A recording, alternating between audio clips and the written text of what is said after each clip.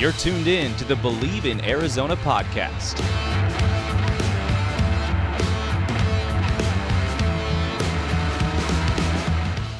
Hello, Bear Down Believers, and welcome into the show. I'm your host, Matt Adkins, and we've got a lot to get to today, including Arizona's new play caller on offense, as well as breaking down the Big 12 home opener against Texas Tech coming up this weekend, and a little Arizona basketball with the red-blue scrimmage set to come Friday night to McHale Center.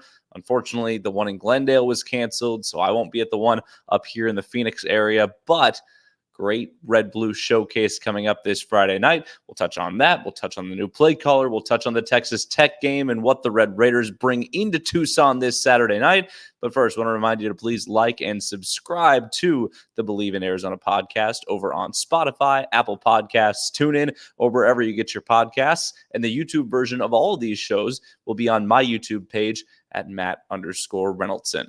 Also want to remind you that today's show is sponsored by this baby, Melon Hats, one of the most comfortable hats I've ever owned, and just super durable, super versatile. These aren't your average hats. Melon makes the most premium and durable headwear in the world. You can wear it to a tailgate. You can wear it to work out. I've done that plenty of times this week. I did it today. You can dress it up. You can dress it down. It keeps its shape. Super nice, super breathable. This is your go-to everyday hat. So check them out. Melon.com. That's MELIN.com. Now, I'm not sponsored by the Kansas City Royals, but kind of rocking this today because the Royals advancing to the ALDS, a sweep of the Baltimore Orioles. I'm from the Midwest, so got to give a shout out to the Royals there. Kind of a fun day to watch baseball, and postseason baseball is just the best. So fun to see, definitely there. All right, let's talk a little bit about Arizona. And the new play caller is tight end coach Matt Adkins. Brennan confirmed that on Monday. Dino Babers further confirming that on Tuesday. And Arizona has turned the page with this offense and certainly turned a page as far as offensive production. Here's the head coach and the offensive coordinator on what it took to transition Adkins into this play calling role and really what they've seen from their tight ends coach so far. So I know that's a hot topic.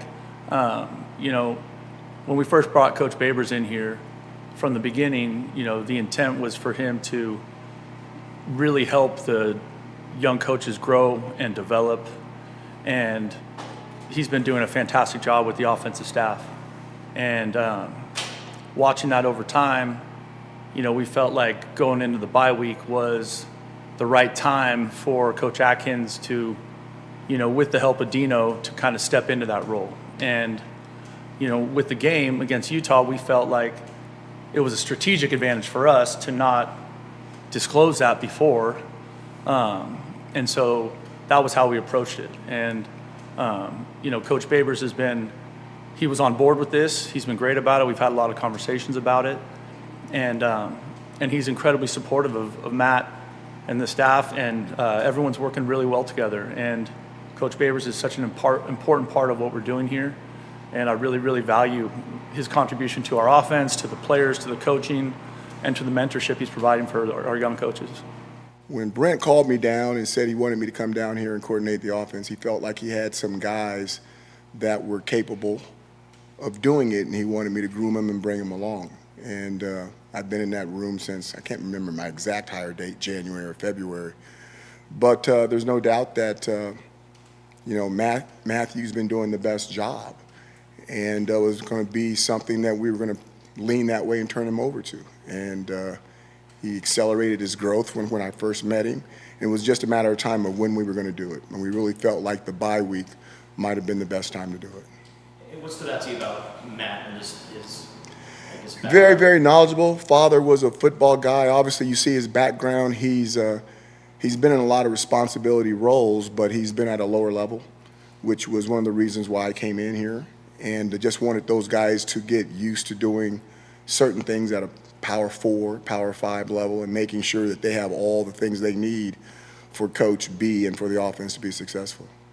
So this was the plan all along, and credit to Brennan for seeing this ahead of time. Clearly, Matt Adkins was one of those guys that was on his staff at San Jose State. But maybe you look at more veteran guys on that staff, or guys in different roles, guys with a little more experience. Adkins is a young guy, and particularly new to the play calling part of things. And the fact that Brennan had this established and had this idea that he was going to bring in Babers to essentially coach Adkins to become the play caller for this team, that's impressive foresight from Brennan. And, I know if this conversation had happened last week, people may have just poo-pooed it and said, Brennan is just, talking over his head, and if this wasn't actually the plan and he's just doing damage control and everything like that. Well, fans are going to believe this quite a lot more because Brennan came up with that brilliant game plan to go knock off the Utes in Salt Lake City on Saturday. That's a top 10 road win in your 4th game as head coach of the Arizona Wildcats. That's a great foundation to get to. And quite frankly, that's a higher ranked team than Jed Fish beat all of last year in that 5-game impressive winning streak, the 4 straight wins against ranked teams in the middle of last year, and eventually the 7-game win streak to end the season. Now, it ended at 9, of course, with that loss to Kansas State, but now the win streak is back on, and an impressive victory for Arizona with just getting to the top of this conference right now and going into Salt Lake City, a place where teams don't just walk into and win, and really physically dominating the game and schematically dominating the game. And I want to go through exactly what I saw from Adkins in this game by rolling through some of the stats. I think it was particularly impressive to see the balance of this team. So if you look at the total stat numbers for this game, it was 31 passes to 30 rushes. Now, there were 4 QB kneel downs and 2 rushes by Fafita, which weren't necessarily planned. So we'll call all of those non-called run plays. The 2 Fafita runs were pass plays. He broke it off. It was fine. It gained 10 yards on the 2 scrambles. That's great. The 4 QB kneel downs, 1 at the end of the first half and 3 to salt away the game. Those are just special teams plays. We'll call them special teams plays. So let's consider the ratio of 31 passes to 24 rushes. That is, if you take out the 4 kneel downs, that's 169 total rushing yards and 197 passing yards. That's an average per rush of 5.9 yards per carry. 5.4 yards per carry. And then again, if you take out the 4 kneel downs, it's a little bit closer to 6 yards per carry against a Utah defense that really prides itself on being smart in the front 7. That's extremely impressive. And the participation report shows exactly, that this team, that they were ready to pound the ball at Utah. They were ready to create balance and use their run game as a strength because they knew that they had an offensive line that could do it, and they rotated in a lot of different offensive linemen. Saw Alexander Deuce get a lot of snaps, everything like that. It was good to see the synergy between Josh Baker, between Jonas Savaiinaea, really being those leaders on the offensive line, and then using the tight end to the advantage in the run game. And I think what I saw in the first few weeks, especially with some of those heavy sets that Arizona ran, was it wasn't necessarily using the tight end in the run game for a purpose. Yes, they're there to block, but how much pulling action really was there? How much outside zone did they run? How many times did they, get one of the guards or tackles out in space and use the tight end to chip somebody and truly have the tight ends in those heavy sets be intentional parts of the run game? Looked like they were just there as extra blockers. And unfortunately for Arizona in the first 3 games, that translated a little bit into the passing game because when they were just running straight as blockers, they weren't as effective as they could have been in the passing game. So Kean Burnett sort of became a safety valve, a prayer, especially at Kansas State, and they didn't scheme up a lot for him. Sam Olsen, got a lot of run in those first couple games, kind of took a little bit of a back seat against Utah, didn't have a reception, played limited snaps. Roberto Miranda didn't really play that much in the first few games, even though he's a great blocking tight end, as we saw last year, and just was not that much involved in the offense. So I think what bringing in a tight ends coach, without oversimplifying the situation, for a scheme that wants to be as multiple as Arizona is on offense, Adkins knows exactly what he has in his tight end room. And he has an electric athlete in Kean Burnett, and a guy that could be a future star at the NFL level in Kean Burnett.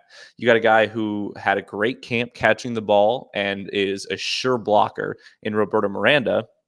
And you have a guy like Tyler Powell, who has made an impact kind of throughout camp and throughout the early portion of the season in practice, but was kind of buried in the depth chart. So we saw him a little bit as well against Utah. And I think having the guy call plays that knows your tight end room doesn't work for every team, doesn't work for every roster, doesn't work for every scheme. But for a position group that had been criminally underutilized for Arizona so far this season, I think he saw his group with greater potential and was able to scheme up more things for them. I.e., you look at a career game for Kean Burnett, 5 receptions, 76 yards, 1 touchdown on 6 targets. That's getting your tight end involved and getting a true NFL player and a guy that has a true connection with Noah Fafita going back to the Servite days. He's one of the 4 Juice County boys on the roster when you talk about Noah Fafita, Tedroa McMillan, Jacob Manu, and of course Kean Burnett, that has that connection, that has that, that deep rooted history from the Pop Warner days out there in California. So when you look at what Burnett was able to produce for this offense, and there was not another tight end with a catch in this game, but when you look at what Burnett was able to produce, that seems like a blueprint for how Arizona can coordinate the tight ends with this offense. The play calling overall, though, the game plan was impressive. And you have to give Dino Babers a lot of credit for the game plan, because this wasn't just, hey, Matt Adkins, you're the play caller, I'm going to take a total back seat all the way through the week, everything like that. No, Babers, the offensive coordinator, was very involved in the preparation process for this game.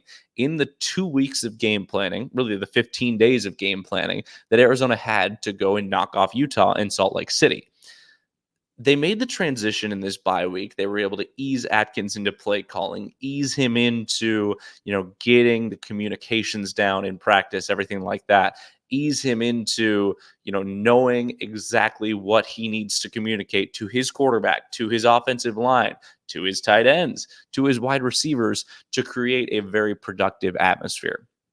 And I think one thing that really stuck out to me, and hand up, I may or may not be wrong with this take, but I'm going to throw it out there anyway, because it's something that I noticed and something that, kind of sparked something in my brain.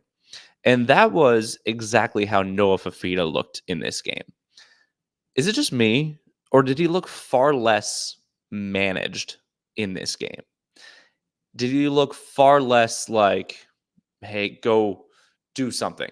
There is your first reads T-Mac always, and then go. It looked like Arizona had a game plan and an idea that was ready for Utah to send a bunch of pressure, which Utah defensive coordinator Morgan Scalley did. They especially rushed on the interior. Noah got hit a few times and just delivered some beautiful balls. But it felt like Dino was calling plays in the first 3 games that didn't really highlight exactly what Noah does well. They rolled him out a lot, but they didn't give him a route tree to roll out on. They didn't give him necessarily the quick throws where he could fit something into a window and not have to worry about the pocket collapsing on him. In this game, it was backyard football. Noah, go make a play, go impress us, go do your thing. And boy, did he do that at a high level. 19 of 31, 197 yards, 2 touchdowns. Unfortunately, the 1 interception in the end zone. But that's a passer rating of 129.5. Extremely, extremely impressive output from Noah Fafita in this game. And perhaps more important than that, spreading it around to 8 different receivers. 19 catches in the game by 8 different receivers. T-Mac, of course, led the way with 6, but then you got Kean Burnett with 5. Nobody else had more than 2. So of the other 8 catches in this game, of the other 8 receptions, I mean, that came with 6 different guys. That's impressive. That's spreading the wealth around, and that's intentional from a game planning standpoint and from a play calling standpoint. I want to highlight one play in particular because I know a lot of us in Wildcat Nation have been somewhat disappointed with the production early on this season of Jeremiah Patterson. But you make your money in how you execute at the goal line. And when Arizona scored its first touchdown of the game, It was a beautiful weak side pattern to Jeremiah Patterson where they brought him out of that little slot roll into the corner of the end zone. Fafita hits a dot on him just from a few yards out. Not a difficult play on paper, but on tape, especially against a defense like Utah, they're not giving you an inch at the goal line. And they leaked Patterson out there to the front pylon corner of the end zone and just put him in a perfect spot to make a catch. It was only where he could get it. Great throw by Fafita, but just a really easy, well-schemed play at the goal line, which is traditionally one of your hardest places to scheme good plays. Just because the field is so condensed, the defense gets, a little bit ahead of the game. They're the aggressors then, especially backed up against their own goal line. And Arizona made that play to Jeremiah Patterson to get on to get into the end zone for the first time. I thought that was a super impressive play call. But overall, I just think the balance of the offense under Matt Adkins, the new play caller for the Arizona Wildcats, was super impressive. 5.9 yards per play, 10.4 yards per completion. Your sack adjusted rushing yards, that's 161. So and there were only one sack, I Bleav, for Utah, if they sacked him at all. No, 0 sacks for the game. So Noah Fafita was under constant pressure in this game. And what Adkins did as a play caller for his quarterback was he gave him answers. Check downs to Rayshon Luke, who we'll talk about in a little bit. Check downs to Quali Conley. These guys got out of the backfield and were able to create plays. Were able to create moments that didn't let Arizona get in a hole. I think one of the biggest parts of that was when Utah cut it to 16-10, and Arizona was backed up. The false start or illegal formation, whatever it was, on that first play. The crowd's going nuts. There's a long pause by the officials. You can feel this swell at Rice-Eccles Stadium, and it's just deafening in Salt Lake City. Arizona, calm, check the ball down, work it down the field. Don't feel like you need to get everything in one play, which I think we saw too many times, especially against New Mexico and NAU. Arizona just trying to bite off a little bit more than it could chew. And there were still delayed handoffs. I know some other members of the media corps, as well as myself, have been belly aching a little bit about the delayed handoffs. That's definitely a Dino Babers wrinkle, but it seemed like those were less. It seemed like they ran on straight handoffs, ran outside the tackles. Great game from Kendrick Risano, 7 carries for 73 yards with a long of 36. That was a huge 36-yard run, but he was effective. Quali Conley was effective. Caden Luke in there as a blocker, as a fullback. I love every set that has big number 30 in it because, I watched him at CDO last year, Canyon Del Oro High School in Oro Valley, just north of Tucson. And, he was one of the most impressive players in the state. And he was a true running back at CDO, but in his true freshman season as a walk-on at Arizona, carving out his role as a fullback, being the unselfish guy, the unselfish hometown kid. I think it's such a great story. So I get excited whenever there's a set with Rayshon Luke, with Caden Luke in it. So impressive play calling sequences by Matt Adkins. I feel like he managed the game extremely well. Arizona went up 10-3 going into half and just didn't really flinch. The defense was a huge part of that, but the offense didn't put the defense in bad situations. They would run the ball to start the drive quite a bit. They wouldn't panic when they got behind the sticks. The 3-and-outs didn't feel like hair tearing out 3-and-outs. And it all felt different. And hand up, I didn't know that Matt Adkins was the play caller for that game until this week. But it looked different, didn't it? I mean, I'm guessing you didn't know that Adkins was calling plays. You probably thought it was Babers just being at the benefit of, a couple weeks off. But it felt different. It looked different. The balance was different. And that was so impressive to see from the Arizona Wildcats. All right, a couple more football notes to get to here on the Bleav in Arizona podcast before we transition over to just a little bit of basketball talk ahead of the Red-Blue scrimmage at McHale this Friday night. And football-wise, Rayshon Speedy Luke will redshirt. And that was a decision that was reported by several media outlets earlier on today, on Wednesday. And, it makes sense for him. I don't think this was a decision that was pushed on him by the coaches. I think they found ways to use him, especially against Utah, to where he was effective. He was a weapon out of the backfield. But in reality, it's a crowded running back room, even without Ja'Cory Krosky-Merritt eligible right now. And unfortunately, I'm told still no answers on that. But we'll see if something comes down the pipe for Ja'Cory Krosky-Merritt. But Speedy Luke had a bigger role last year. He's been a guy that needs to probably put on a little weight, needs to probably put on a little muscle, but he's an electric running back.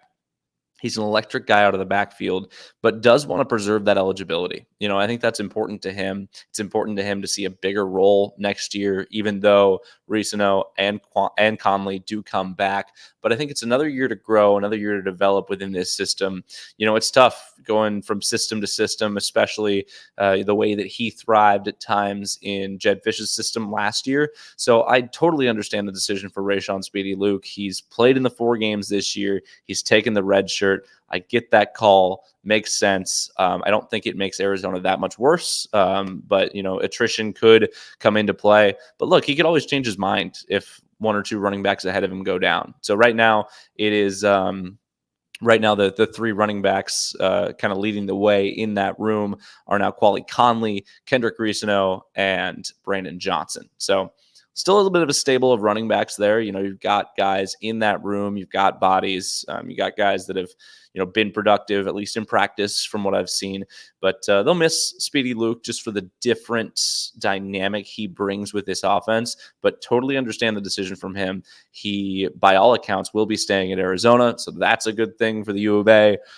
Keeping him in the fold, keeping him around. And you know what? Maybe later in the season, if he wants to, if there is a little bit of attrition, maybe they're calling on him. Maybe they're calling on 21 to go out there and, make some hay, because he's a good running back and he's a good athlete and he's somebody that makes your football team better.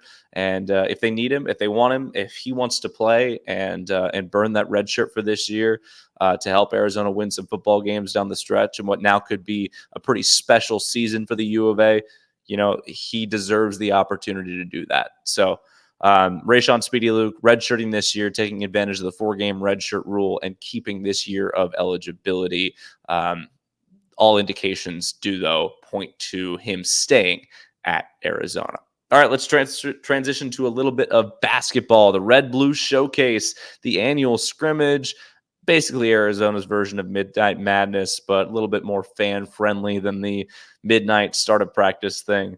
That's this Friday at McHale, and it should be a fun atmosphere there. Unfortunately, the one in Glendale at Desert Diamond Arena was postponed to next year. So from what I understand, may have been an arena conflict there, may have been maybe a little bit lower on the ticket sales than they probably anticipated. We saw last year in the Jerry Colangelo Classic at Footprint Center how many U of A fans showed up to Phoenix there for that game against Alabama, who eventually went to the Final Four. I expect a similar crowd, maybe even a little more juiced crowd for a December Saturday night game against UCLA at Footprint Center in Phoenix. But, living up here now, I live in the East Valley. It's hard to get to the West Valley on a Friday evening, getting over there, getting to Desert Diamond Arena. You have all the parking at State Farm Stadium, which is great. So parking's not a huge issue, but just hard to get over there, with the traffic on the highways and interstates in Phoenix, especially on a Friday evening. So I get that, it was going to be a little bit of a long shot. I think they will coordinate it maybe a touch better next year, and whatever act is coming to Desert Diamond Arena to replace the Red Blue Showcase, I hope it works out well for Desert Diamond Arena, because that it's a little bit disappointing to not be able to see that. But I'm kind of a glass half full guy. How much juice do the guys have for a second Red Blue scrimmage? At some point you're just looking to practice and get this team together and get rolling towards that first game of the exhibition season. So Arizona will have a couple exhibition games. They'll start the season in early November 4th, I believe, against Canisius. And so, we'll see this team come together before too long. Phoenix fans, you'll have to wait maybe a little bit longer unless you want to make your way down to Tucson this Friday night. But it should be a really exciting year for Arizona basketball. And Tommy Lloyd seems excited about this team. I was at the Arizona Cardinals game on Sunday when he was there, and he was hyping up the crowd from his box. Got a few boos from fans of little brother up here in the Valley. That's ASU for those of you who don't know. But, I think Tommy Lloyd is very excited about this team. He's got the reigning Pac-12 Player of the Year back on this squad, grad student in Caleb Love. Jaden Bradley, the junior point guard now, seems to be stepping into a good role. The team was better with him on the floor toward the end of last year than they were with the starter, Kylan Boswell. So he can be that true point guard and guard every point guard as well, because Jaden Bradley is a ferocious defender. At the 3, you have your super athletic NBA prospect wing who just continued to get better. The former 5-star freshman, KJ Lewis, going into his sophomore year. I expect a huge jump from him. The reigning Horizon League Player of the Year in Oakland transfer Trey Townsend, who I expect to start at the 4, maybe rotate a little bit at the 3, but he, had a great year last year for Oakland, helped the Grizzlies knock off Kentucky in the first round of the NCAA tournament. So I'm really excited about Trey Townsend. If you want to, you can scroll down on this page, scroll down on the YouTube page or the podcast page, and check out my breakdown of Trey Townsend's potential impact on this roster that I did a couple months ago. And then at the 5, Mo Krivas looks to be a guy who can really flourish this year. Umar Ball is in a better spot, preseason All Big Ten at Indiana this year, has a legitimate shot to be the conference's Player of the Year, especially with Zach Edey now in the NBA, the former Purdue center. I think Umar Ball is going to make a great impact at Indiana. Still loves Arizona. He's still beloved here. I think that'll always be an amicable relationship, and I'm hoping for a Wildcats versus Hoosiers matchup sometime coming up in March. That would be pretty fun to see the guys reunite with Umar Ballo there. But Krivas has got a real opportunity, especially after playing international ball over the summer and really growing into his body, growing into his hands, getting the coordination down, going up with it, dunking the ball instead of laying it in sometimes, putting on some muscle, putting on some coordination, being the guy, being the starting center at Arizona. It means something. It's like being, the starting running back at college football power. You may not be the QB, but you are carrying a title, and that is very important. Being the starting center at Arizona kind of feels like that. And Mo Krivas has a big time weight on his shoulders there to, have to carry that. And I think he will flourish in that role. Had his moments of brilliance last year, had some great moments in the tournament. I really like what Krivas brings to the floor, and I really like this starting 5 for Arizona. I think what makes Arizona maybe different this year is what it brings off the bench as well. The Campbell transfer, Anthony Del Orzo, is going to be an absolute enforcer for this team. He's going to be able to come off the bench and rain threes, and he didn't really have that from a shooting perspective off the bench last year. So you look at all the great teams in March, a lot of the time they have that lethal 3-point shooter coming off the bench. And then you have the 5-star freshman in Carter Bryant, who will play a role this year. I'm excited to see Bryant play. The McDonald's All-American certainly seems to be an exciting player for the Cats. Probably won't start to begin the year, but I could see him starting at some point down the line this season. Tobe Awaka is a power forward transfer from Tennessee. Really excited about what we're going to see from him. And then just filling out the rest of the roster. I mean, Conrad Martinez will play a role. There are plenty of guys on this roster that will play a significant role, especially in the early games as Arizona finds its footing. Home game against Duke, road game against Wisconsin, neutral site game against UCLA, and the Bahamas tournament. But other than that, really pretty quiet non-conference as Arizona ramps up towards that rugged Big 12 schedule. It'll be really interesting to see. I'm excited for basketball season, but unlike several autumns of the past in Tucson, we don't have to turn the page yet to basketball season because football is still exciting. Arizona right on the cusp of the top 25, receiving the most votes outside of the AP top 25 last week, following that road upset 23-10 over number 10 Utah. Now it's about building on it. Arizona has an opportunity to do that this week against a Texas Tech team that comes in with just one loss on the season. And I think the Wildcats will have a raucous home atmosphere. 8 p.m. Saturday night, national TV spotlight on Fox against Texas Tech at Arizona Stadium. The fanfare will be fun. And one quick note before we get out of here, the homecoming game against Colorado on the 19th, that's sold out. So that'll be a really exciting atmosphere too. We don't know a game time for that, but it'll be sandwiched around that BYU game. Should be a ranked BYU game on the 12th. So a fun October ahead for Arizona football. Certainly keeping an eye on Arizona basketball as well. That'll do it for this edition of the Bleav in Arizona podcast. I want to remind you to please subscribe to the show over on Spotify, Apple Podcasts, TuneIn, or wherever you get your podcasts. And throw me a subscription, please, on my YouTube page at Matt_Reynoldson. That's where all these videos will be posted. We'll be back on Friday for a weekend preview of all the action, and we'll talk a little bit behind enemy lines of Texas Tech. Until then, have a great week and bear down.